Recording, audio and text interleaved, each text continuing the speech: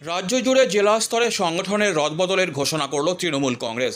কোথাও পুরনো নেতৃত্বই জায়গা ধরে রাখলেন, আবার কোথাও এলো নতুন মুখ। জলপাইগুড়ি জেলা তৃণমূল কংগ্রেসে অবশ্য দলের আস্থা অপরিবর্তিত থেকে গেল পুরনো নেতৃত্বের ওপর। চেয়ারম্যান হিসাবে খগেশ্বর রায় এবং জেলা সভানেত্রী হিসাবে মহুয়া গোপ পুনরায় দায়িত্বে বহাল রইলেন। এই ঘোষণার পরেই জেলা জুড়ে দলীয় কর্মী সমর্থকদের মধ্যে আনন্দ ও উদ্দীপনার পরিবেশ সৃষ্টি হয়। জলপাইগুড়ি শহরের বিভিন্ন প্রান্ত থেকে নেতা ও কর্মীরা মহুয়া গোপের বাড়িতে উপস্থিত হয়ে শুভেচ্ছা ও সম্বর্ধনা জানান। বিশেষ করে ক্রান্তি ব্লক ও তার অন্তর্গত অঞ্চলগুলির নেতৃবৃন্দ সক্রিয়ভাবে এই আনন্দঘন মুহূর্তে অংশগ্রহণ করেন।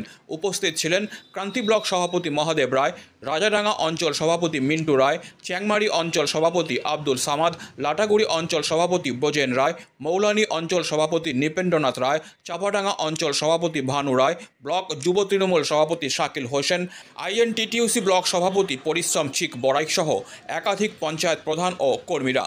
মহুয়া গোপ পুনরায় দায়িত্ব পেয়ে আবেগময় কণ্ঠে বলেন, দলনেত্রী মমতা বন্দ্যোপাধ্যায় এবং সর্বভারতীয় সাধারণ সম্পাদক অভিষেক বন্দ্যোপাধ্যায়ের প্রতি আমি কৃতজ্ঞ।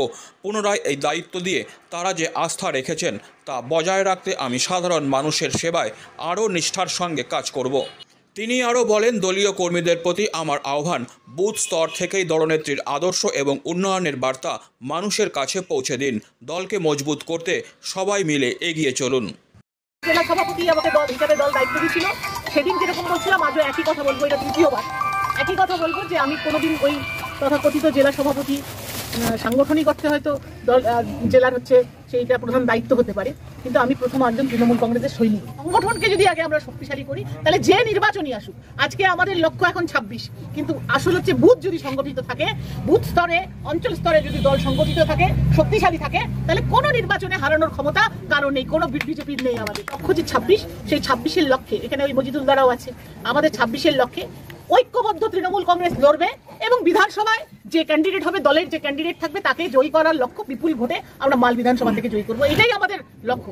আমি তো দলের প্রতি কৃতজ্ঞ, এটা প্রথম কথা আমার যে আমি দলের প্রতি কৃতজ্ঞ। আজকে মাননীয় সংগঠনের কাণ্ডারি হিসেবে যাকে আমরা সংগঠনের কাণ্ডারি বলি, আমাদের সর্বভারতীয় সাধারণ সম্পাদক অভিষেক ব্যানার্জি আবার আমার উপরে দায়িত্ব দিয়েছেন, সংগঠনের দায়িত্ব দিয়েছেন, ভরসা রেখেছেন, তার জন্য আমি তাদের কাছে এবং দলের কাছে কৃতজ্ঞ।